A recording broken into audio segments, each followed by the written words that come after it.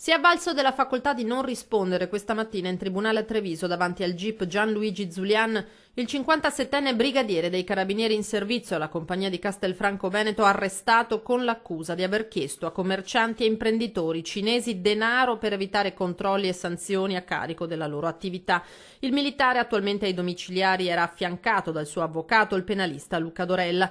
Di fronte al giudice che ha firmato l'ordinanza di custodia cautelare, il brigadiere ha preferito rimanere in silenzio. I difensori, Dorella e il collega di Vicenza, Lucio Zarantonello, stanno valutando se far rilasciare delle dichiarazioni al loro assistito direttamente di fronte al pubblico ministero Davide Romanelli, che ha condotto l'indagine, anche perché il 57enne si sarebbe dimostrato volenteroso di chiarire la sua posizione, che resta molto delicata. Dal terzo piano di Palazzo di Giustizia sono convinti di aver raccolto a suo carico elementi significativi, come ha confermato lo stesso procuratore della Repubblica Michele Dalla Costa. Crediamo di avere degli elementi validi nei confronti della persona. Noi siamo abbastanza tranquilli, nel senso che riteniamo di avere le carte in regola per poter chiedere quello che abbiamo chiesto e ottenuto dal giudice.